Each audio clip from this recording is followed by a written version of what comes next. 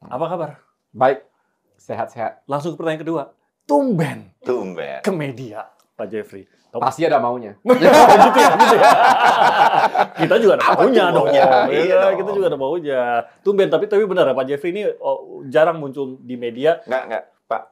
Ini Sir Jeffrey. Sir Jeffrey. Yes. Sir Jeffrey. Kita Sir tahu Jeffrey. banyak maunya, sebetulnya banyak perannya, terutama dalam politik dan dunia usaha. Tapi sampai turun sendiri itu, why gitu? Iya, 12 tahun menghilangnya, tepatnya. 2012 Maret saya pindah ke Singapura. 3 pemilu terakhir praktis saya dari Singapura lihatnya. Nyoblosin saya juga. Kan? Nyoblos juga 2014, 2019 dan 2024 yang lalu. Kalau ada pertanyaan perbedaan 3 pemilu itu, gampang saya jawabnya. 2 kali pemilu terakhir, 2014, 2019 adalah pemilu yang buruk sekali. Oke. Karena ada pembelahan di situ. Oh, setuju. Bangsa kita terbelah, Ya. begitu. Dan kalau ada orang-orang nyinyir melihat 2024 itu sebagai pemilu terburuk, kenyinyiran mereka itu membutakan hati dan mata mereka. Ya. Karena sebenarnya pemilu 2024 itu adalah momentum penyatuan kembali keterbelahan di 2 kali pemilu sebelumnya. Jadi sesungguhnya 2024 adalah pemilu terbaik di mana Indonesia memasuki sebuah era penyatuan kembali bangsa yang terbelah. Gitu.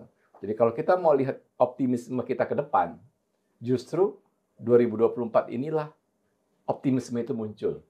Bersatunya 2 tokoh pembelah, kita tanda kutip tentu tidak negatif ya. Yeah. Mereka sadar mereka sebagai represent dari pembelahan itu, yaitu Pak Joko Widodo dan Pak Prabowo.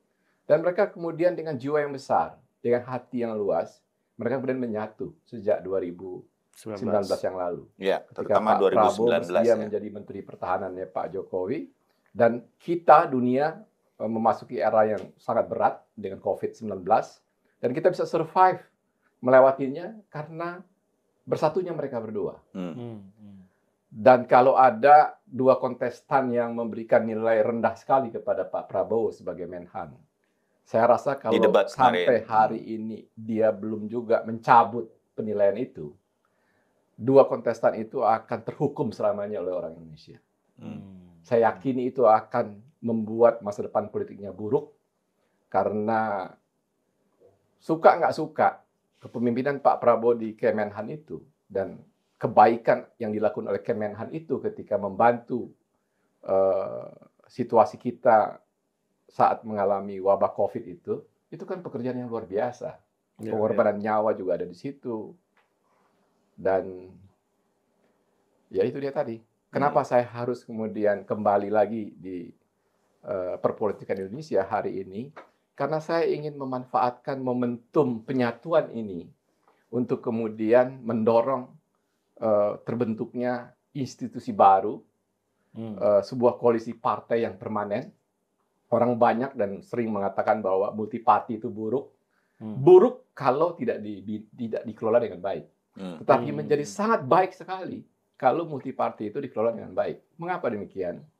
Multiparti itu kan lahir dari banyak pikiran orang, dari banyak kepala yang ada di situ. Ya. Jadi kalau dia menghasilkan sebuah produk, produknya bisa lolos itu diseleksi oleh banyak pikiran, banyak kepala. Gitu.